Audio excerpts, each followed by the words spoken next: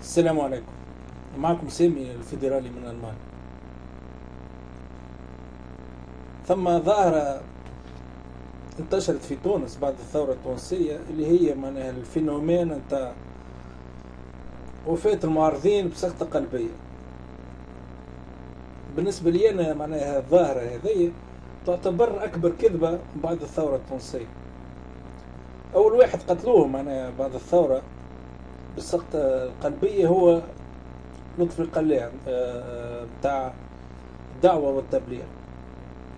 ومن بعد معناها جاء تاع لجنة المحاسبة عبد الفتاح عمر، وكيف كيف معناها زاد قتلوا لطفي نقل في تطاوين تاع نداء تونس.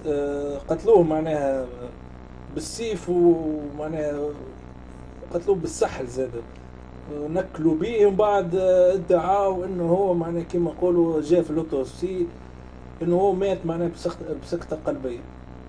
من بعد معناها الفاجعة بالنسبة لي أنا معناها كنت في حركة الجمهورية الثانية، معناها مات بالنسبة لي أغلى إنسان معناها عرفته وأصدق إنسان، أصدق معارض ريته في حياتي معناها قبل الثورة وبعد الثورة، اللي هو المرحوم الشهيد طارق المكي. قتلوه معناها بالسم يوم 31 ديسمبر 2011. كيف كيف معناها يقول لك في الأوتوبسي معناها مات بسكتة قلبية. زاد معناها عندك زاد من حركة النهضة القيادي صالح كركر، اللي هو معناها عانى الأمرين في فترة حكم بورقيبة وبن علي. ومن بعد بعد ما خذا معناها اللجوء السياسي في تونس، عاش معناها بقية حياته تحت اللجوء السياسي. بعد معناها بعد الثورة معناها رجع لتونس بقى معناها شوية، ومن بعد قتلوه كيف كيف معناها بالسم. اليوم معناها يعرف برشا ملفات وصار مهمة ياسر على حركة النهضة. وكيف كيف معناها يقول لك مات بسكتة قلبية. وعندك زادة فوزي بن مراد المحامي تاع عائلة الشهيد شكري بالعيد، اليوم بين المحامين معناها الشجعان اللي ساهموا في حلال التجمع الدستوري الديمقراطي. معناها قتلوه هذا خاطر عنده أسرار معناها اغتيال الشهيد شكري بالعيد. وقبل يومين هالايامات هذيا قتلوا عندك زاد الشهيد النائب محمد علوش، اللي هو نائب عن ولاية بنزرت، وهو معناها من بين المنادين بتأمين معناها الثروة النفطية.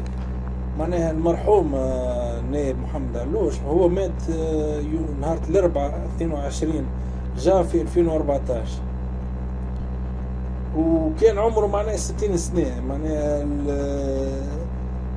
هو كان المقرر المساعد الثاني في لجنة الطاقة والقطاعات الإنتاجية، وهو معناها كان مدافع بشكل غريب، وكان مدافع شرس باش يضيفوا معناها تعديل في الفصل الدستور الخاص معناها بالصفقات والعقود الثروات، معناها اللي هي تثبت معناها في الايامات الاخرى الاولانيه معناها باش انه زادوا معناها فصل يحمي معناها الثروات الباطنيه، وخاصه ثروه البترول اللي هي ثروه معناها منهوبه ومسكوت عنها، خاصه موجوده في ولايه تطاوين.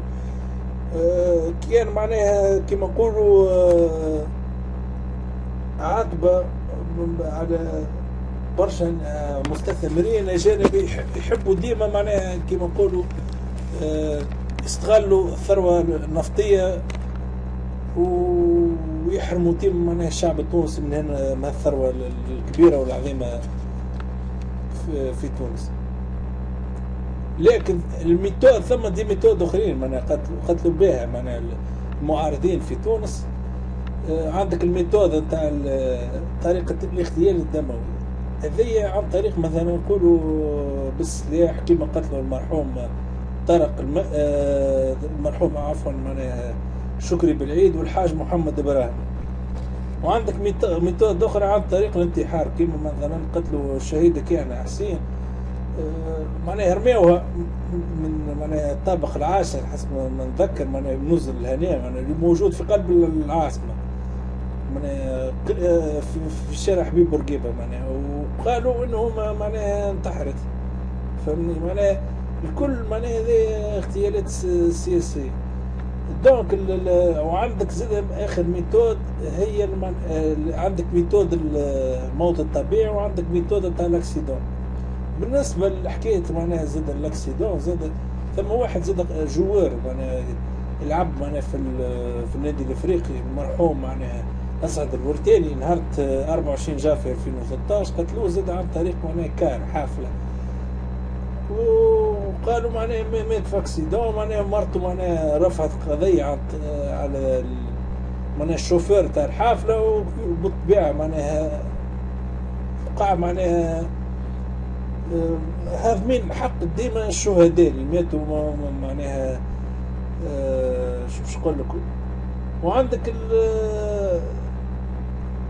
الموت الطبيعي هذا اللي هو اصعب ميثود. دونك نحب نذكر ونلخص معناها اللي ميثود تاع الاغتيالات السياسيه في تونس. عندك 5: الاغتيال الاولي الاغتيال الدموي، دوزيامون معناها التسميم، ثالثا معناها الانتحار، رابعا الاكسيدون، خامس معناها الموت الطبيعي.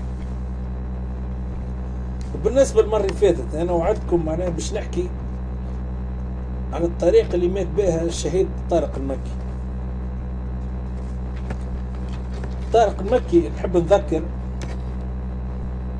انه هو كان ديما معناها مصدر قلق بالنسبه للترويكا، اللي هو ديما معناها يطالب بالبيان رقم 1، ويطالب انه الجيش معناها ياخذ الحكم وياخذ السلطه معناها. وكان هو معناها صاحب الفامو مو معناها ديجاج، اللي هو اللي تسبب في سقوط معناها النظام بن علي. هو كذلك معناها سمى المرزوقي بالطرطور، والغنوشي معناها بالمنافق الاكبر. وكان ديما معناها يفضح التكتل وبن جعفر، وسمى معناها التكتل بالتكتم. كان ديما معناها شوكة في حلقة ترويكا. المرحوم طارق المكي اغتالوه معناها نهار 31 جوان عن طريق هذا السم. يعني هي ميثود من ال5 ميثودات اللي حكيتها لكم تو. ولكن قبل معناها ما يقتلوه نهار 21 جوان 2012 تلقى تهديد بالقتل معناها من اطراف مجهولة المصدر. وكان ديما كما نقولوا لقاه هو كرتوشة في الشباك نتاع الدار نتاعو، كان معناها كان تهديد ثاني معناها يسكت معناها ما عادش يحكي عن البيان رقم 1، سينو معناها باش يختالوه. واللي هو معناها صار كما قلت لكم اختالوه في نهار 31 ديسمبر 2012. لكن معناها طارق المكي معناها ما واصل معناها النضال نتاعو، وواصل المطالبة بالبيان رقم 1. دونك الى ان معناها الترويكا قررت معناها باش تتخلص منه وباش تغتالوا في اخر السنه. ونحب نذكر زاد انه راشد الغنش كانت عنده قائمه سوداء كما حكيت لكم في الفيديو السابق، عنده قائمه معناها ليستروج باش يقتل المعارضين. نهار 31 ديسمبر وقع معناها استدراج المرحوم طارق المكي للحمامات، كما نقولوا نحن باش يعدي الريفيون نتاعو في الحمامات ويبعد المشاكل ويبعد على الجو العالي، باش يرتاح باش يرتاح اعصابه. كما نقولوا باش يبقى شويه وقت معناها يبدل الجو مع شويه مع اصدقائه. وبالتحديد معناها استدرجوه المرأة معناها يعرفها من المقربين نتاعو الحمامات. معناها وقع معناها استدراجه الى معناها ابارتمون في الحمامات. في الابارتمون ذاك ثم وحده روسيه جات باش تحط له السم في القهوة نتاعو، اللي هو كان معناها السبب الرئيسي معناها في الوفاة نتاعو. ومن بعد معناها استشهد المرحوم طارق المكي. المرأة اللي توفى عند معناها بالرغم من طلبة الامبيلونس، معناها كيما نقولوا بقات معناها كيما نقولوا 4 سوايع ولا اكثر من 4 سوايع ما جاتش. هذه هي معناها كيما نقولوا هذاك الطباطة ولا معناها غياب النجدة كانت هو متعمد، عارفين انه هو معناها في الوقت هذاك باش يوقع اغتيال المرحوم طارق المكي. بالنسبة للأوتوبسي اللي بعد ما وقع تشريح الجثة طلعت في انه هو معناها خذا كمية كبيرة من مادة الفياجرا اللي هي تتسبب كما نقولوا نحن في تماطط الشرايين وفي توقف عضلة القلب، معناها كما نقولوا نحن توقف الميوكارد، وبالتالي معناها تصير كريز كاردياك تسبب معناها في وفاة الشخص اللي خذا جرعة كبيرة من هالمادة ذي.